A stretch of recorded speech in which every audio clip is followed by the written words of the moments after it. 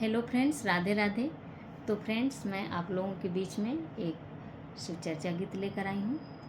तो friends, video last तक देखिएगा, आप लोग को बहुत पसंद आएगा। फ्रेंड्स, अगर पसंद आए वीडियो तो लाइक शेयर कमेंट ज़रूर करिएगा।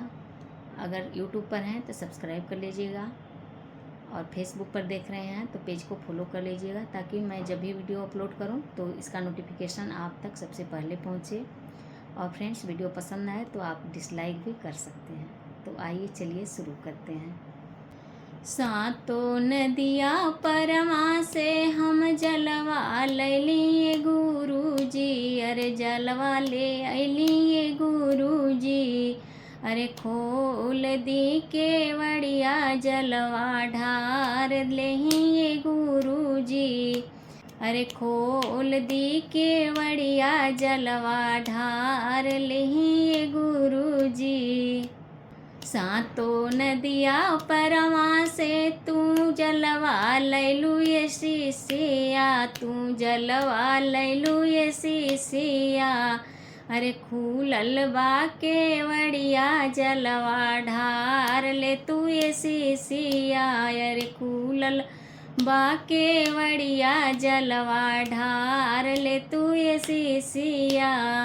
सासू जी के बोलिया करे जा सलय गुरुजी, करे जा सलय गुरुजी। अरे खोली ना केवड़िया दर्शन कर लेती गुरुजी। अरे खोली ना केवड़िया दर्शन कर लेती गुरुजी। सासू जी के बोली आया चरवा रखिया ये शिष्या, आया चरवा रखिया ये शिष्या। अरे पेन्हले बाड़ू कंगना धरमवा रखिया ये शिष्या, धरमवा रखिया ये शिष्या।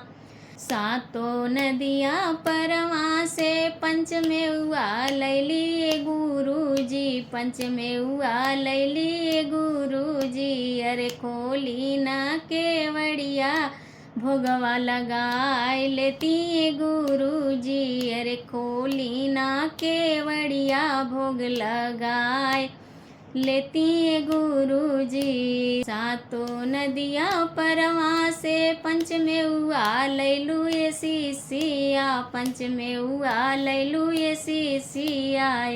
अरे खूलल बा केवड़िया भोग लगाए ले तू ये शिष्या। अरे खूलल बा केवड़िया भोग लगाए ले तू ये शिष्या।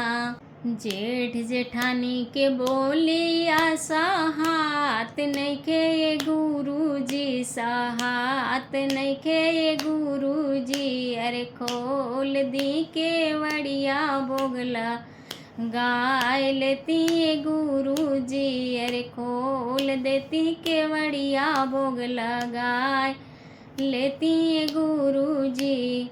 जेठ जेठानी के बोली आया चरवा रखिया ये शिष्या, आया चरवा रखिया ये शिष्या। अरे पेन्हले बाड़ू कंगनावा धरमवा रखिया ये शिष्या, पेन्हले बाड़ू कंगनावा धरमवा रखिया ये शिष्या। सातों नदिया परमा से जलवा लैली गुरुजी, अरे जलवा लैली गुरुजी। खोल दी केवड़िया जल ढार लेही गुरुजी, अरे ढार लेही